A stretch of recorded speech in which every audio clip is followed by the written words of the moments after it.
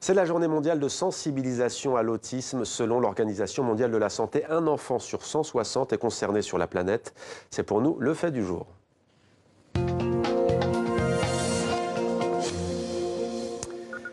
Et avec nous pour en parler, Olivia Catan, bonsoir. Bonsoir. Soyez la bienvenue sur TV5 Monde. Vous êtes la présidente de SOS Autisme France. On parlera tout à l'heure aussi, à la fin de cette entrevue, d'un magazine que vous avez lancé, magazine original. Alors, d'abord, pour commencer, disons-le, on entend médiatiquement de plus en plus parler des troubles de l'autisme en France depuis, pour ne pas dire quelques années, en tout cas quelques mois. Diriez-vous qu'il y a une prise de conscience collective en France au sujet de ce trouble?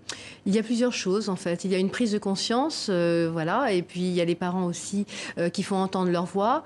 Mais il y a d'autres choses aussi. On a dénoncé le business de l'autisme parce que, bien sûr, étant donné que la nature a horreur du vide, à un moment donné, il y a des marchés parallèles qui se font, et donc il y a une espèce de business. Et puis il y a une mode aussi d'être autiste. Aujourd'hui, on a parfois des gens qui nous disent c'est formidable d'être autiste, donc ils ont envie d'être autistes. Donc, vous voyez, il y a plein de choses. Pourquoi ça? Mais parce que parfois, il y a de tels clichés sur les autistes. Il n'y a pas que des autistes Asperger, il n'y a pas que des autistes haut niveau. Oui, il y a une diversité. Surdoué, en fait. Et donc, il y a une espèce de mythe, oui, du surdoué, l'autiste magique, parfois aussi dans certaines séries que l'on voit à la télévision. Donc, c'est vrai qu'il y a tout ça qui se mélange. Il y a énormément de films et puis de séries où on parle, en effet, maintenant d'autistes. Alors, c'est vrai que le niveau de fonctionnement intellectuel de ces enfants est extrêmement variable. Ça va effectivement de la déficience profonde à des capacités cognitives supérieures. Vous n'êtes peut-être pas là pour parler forcément de votre cas, mais vous avez vous-même un enfant autiste. Il est âgé de 12 ans. De 12 ans, oui. Quelle est la difficulté pour une maman d'un enfant autiste?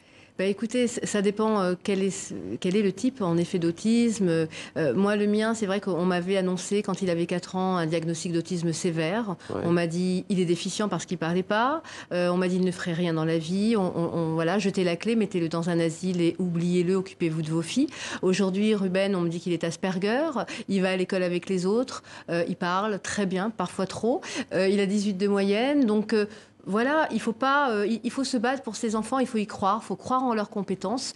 Et puis après, ils évoluent comme ils doivent évoluer aussi, mais ils peuvent bien évoluer avec une bonne prise en charge. Et notre problème en France, c'est la prise en charge qui pêche parce qu'elle coûte cher. On a presque aucun spécialiste véritable en matière médicale. Et puis, on a des psychologues de méthode comportementale qui sont extrêmement chers et tout le monde ne peut pas se les payer. Il y a des parents qui se sentent totalement démunis. Comme vous le dites, c'est cher. Il n'y a pas forcément les structures. Et en plus, on le dit assez rarement s'agissant de l'autisme, il y a des véritables disparités régionales en France, notamment. Totalement. Quelles sont-elles?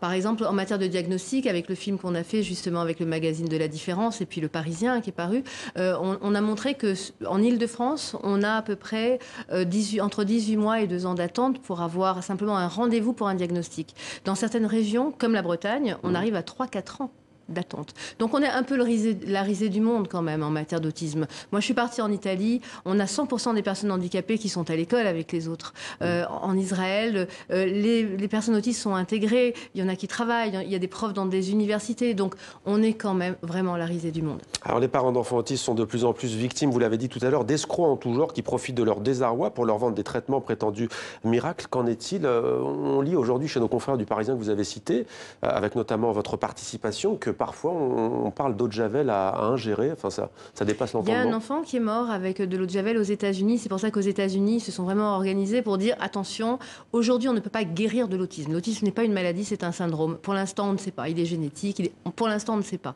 Donc attention, les méthodes comportementales sont reconnues, sont validées par la Haute Autorité de Santé, mais pour l'instant, tout ce qui est antibiothérapie, antifongique, régime sans gluten, sans caséine, en effet thérapie de chélation, la non-vaccination, parce que certains prônent la non-vaccination en disant que c'est ça qui provoquerait l'autisme. Alors tout ça, pour l'instant, ça n'a pas été validé scientifiquement et il faut faire très attention et ne pas croire, parce qu'on est tellement parfois désespérés quand nos enfants font des crises, parfois violentes, on est désespérés et on aimerait croire à tout.